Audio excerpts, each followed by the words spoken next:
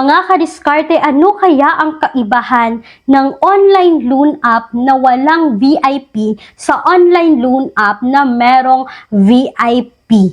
So mga kadiskarte, kung makikita niyo sa Google Play Store na merong iPeso lang, iPeso VIP, yung Loan Moto VIP, yung mga online loan app na meron ng offer na VIP. So yan po yun mga kadiskarte, ibabahagi ko sa inyo sa video na ito kung ano yung kaibahan nila, kung magkano yung pwedeng mautang nyo dito kay Loan Moto, kung magkano yung pwedeng mautang nyo dito kay Loan Moto VIP, kung magkano yung receive nyo, kailan siya babayaran, ano bang advantage dito kay VIP na ito. So yun mga kadiskarte, yung pag-uusapan natin sa loob ng video na ito. So mga kadiskarte, bago po tayo magsimula is disclaimer po muna tayo. Ang video na ito ay hindi financial advice. So nasa sa inyo pa rin yan mga kadiskarte kung susubukan ninyo itong online loan app na ito. So isa lang masasabi ko mga kadiskarte, kapag lalong-lalo na sa mga first time na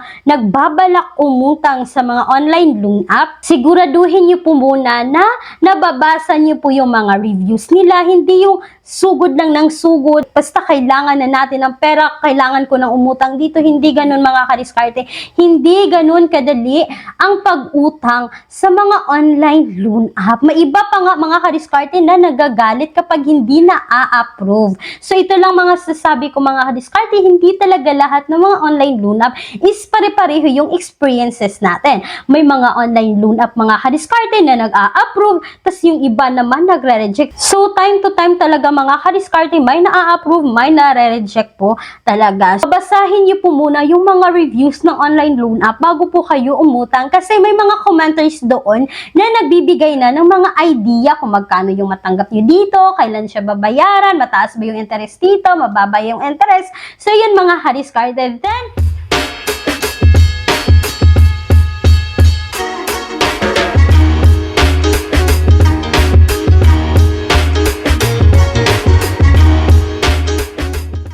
mga kadiskarte, para kayo ay makasali sa aking pa-monthly GCash giveaway, please huwag kalimutang i-like ang video na ito, i-share at mag-leave po ng comment sa comment section. Mga kadiskarte, kung kayo ay bago dito sa aking YouTube channel at nagustuhan ninyo ang video na ito, please huwag kalimutang mag-subscribe at i-click ang notification bell para ma-update kayo sa bawat video na ibabahagi ko sa inyo. Kulang ang budget. Ang mahal ng mga bilihin. No problem, may solusyon tayo.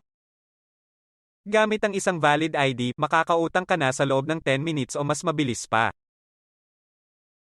Mag-apply ng loan kahit anong oras, kahit gabi o kahit weekends or holiday. Maaaring i-check ang pinned comment sa video na ito, bisitahin ang link at mag-apply na. So mga kadiskarte, kung kayo ay employed or self-employed at gusto nyong mag-apply sa bangko, you can now message me dito mga kadiskarte para maibigay ko sa inyo ang buong detalye ng offer na ito. So yun mga kadiskarte, hindi na natin to patatagalin pa. Itong pag-uusapan natin sa video na ito mga kadiskarte is all about Loan Moto. So yun mga kadiskarte, si Loan Moto dati is walang VIP offer. So ngayon mga kadiskarte, meron na silang VIP offer. So yun yung ibabahagi ko sa inyo mga kadiskarte kung ano yung kaibahan nila at kung nag-a-approve ba itong loan app na ito. So yun mga kadiskarte, ang Loan Moto at si Loan Moto VIP ay makikita natin sa Google Play Store. So yun mga kadiskarte, same lang po yung kung papaano yung proseso sa pag-apply mo dito, kung ano yung mga requirements na kinakailangan dito, kung paano kayo mag-fill out dito, is same lang po dito kay Loan Moto VIP at kay Loan Moto. So yun mga kadiskarte, magbibigay lang ako ng quick. So alam naman natin lalong-lalo na sa lahat na kapag tayo ay nag-apply sa mga online loan app is kailangan po nating maglagay dito ng ating active mobile number kasi magsisend sila ng OTP code code, kailangan po nating i-agree ang kanilang privacy policy para tayo ay makapag-proceed dito. So yun mga kadiskarte, ito nga si Loan Moto is nakita ko siya sa Google Play Store. Ang sabi dito mga kadiskarte, pagkatapos mo mag-upload dito is kailangan po nilang i-access ang inyong camera, device, call records at application list. So dito pa lang mga kadiskarte, pag-isipan nyo ng mabuti na na-access pala nila yung call records natin. And then mga kadiskarte, pagkatapos yan is ito yung bubungad. Get instant loan up to 50,000 pesos.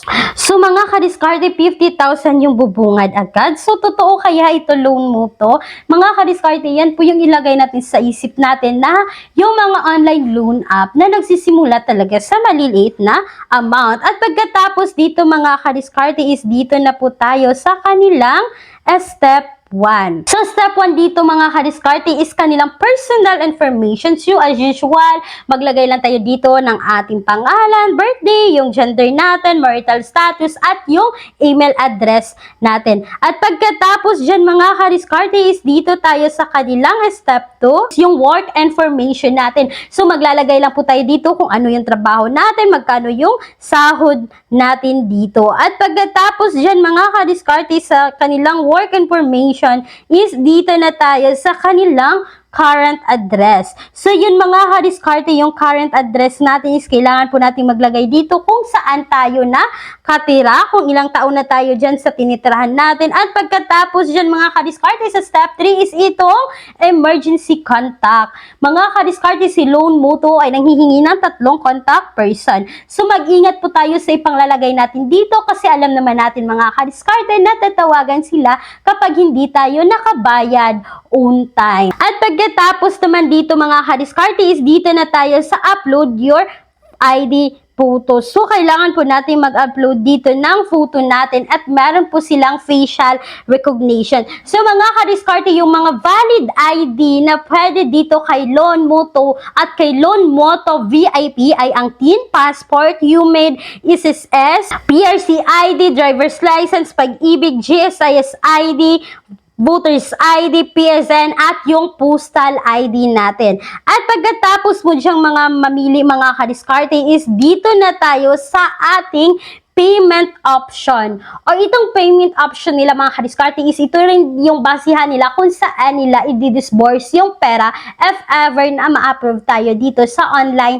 loan app na ito. So dito mga kadiskarte is meron silang bank at wallet option. So mga kadiskarte, dito na tayo sa kanilang loan offer. Kapag dito kayo kay Loan Moto hindi pa VIP ha, Loan Moto, ang offer nila dito mga kadiskarte kapag kayo ay first time borrower dito kay Loan Moto is 7 days lang talaga mga kadiskarte. So sa 1,000 hanggang 3,000, pwede kayong mamili dito ng 1,000, 1,500, 2,000, 2,500 at 3,000. So, mga kadiskarte, sa 1,000 mo dito, ang ma-receive mo dito, mga kadiskarte, is 530.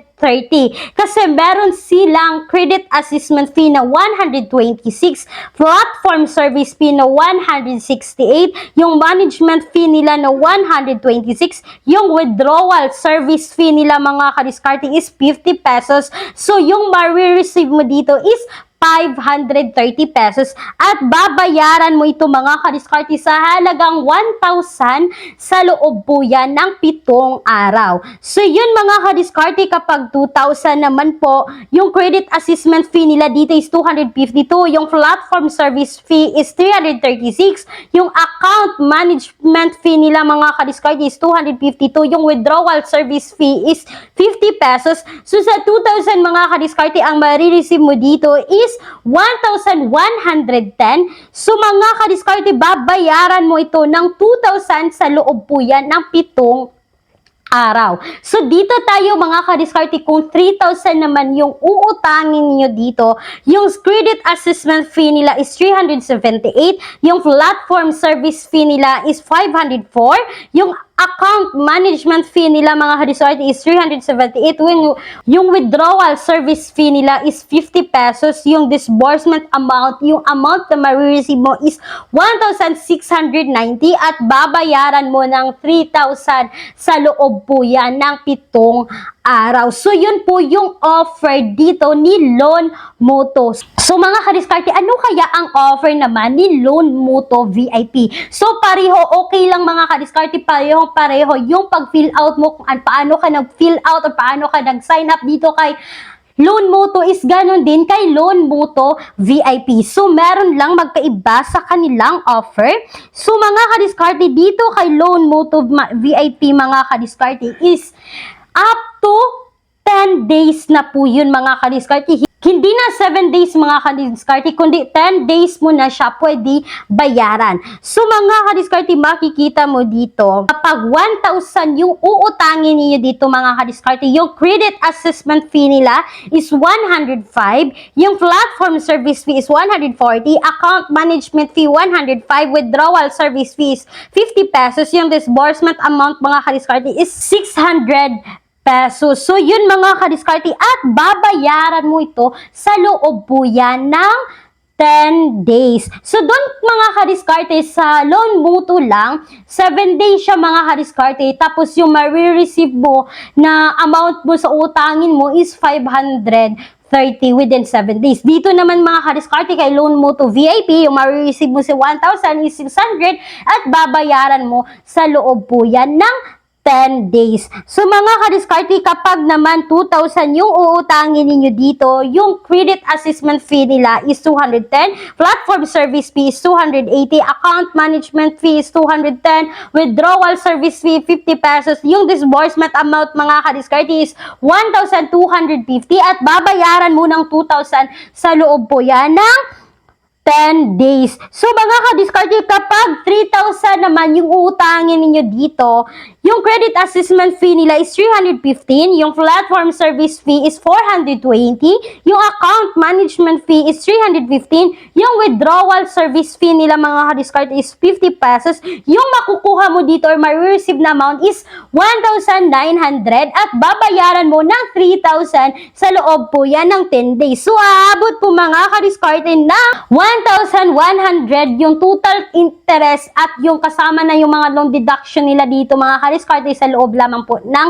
10 days. So yun mga kadiskarte, may kaibahan talaga kay Loan Moto at kay Loan Moto VIP. So yun mga kadiskarte, nasa sa inyo yan kung susubukan ninyo ito online loan app na ito. So yun mga kadiskarte, sa kasamaang palad is na-decline ako dito sa online loan app na ito. Kahit na dito kay Loan Moto at kay Loan Moto VIP, mag-aantay na lang po daw ako ng 7 days bago ako makapag-apply ulit. Talagang sinubukan ko itong online loan app na ito mga kadiskarte, pero hindi talaga ako na-approve. So kung may mga na-approve na dito kay Loan Moto at kay Loan Moto VIP, please mga kadiskarte, comment your experience dito, kung madali lang bang mag-disburse yung pera, kung talagang totoo ba yung nilagay nila na yun yung ma-receive niyo para po mabasa ng ibang commenters natin. So yun mga kadiskarte, uulitin ko, hindi ko sinasabi na mangutang din kayo dito sa online loan app na ito. So mga kadiskarte, wag niyo kalimutan na maglalagay po ako ng mga alternatives online loan app na subok ng nakararami sa description box at sa pinned comment section ng video na ito. So yun lamang po mga kadiskarte, that's all for today's video. Maraming salamat po. Once again, this is Clarice, ang inyong madaldal na kadiskarte. Laging tandaan na tayong mga Pinoy ay unli sa diskarte. Bye-bye! Thank you for watching!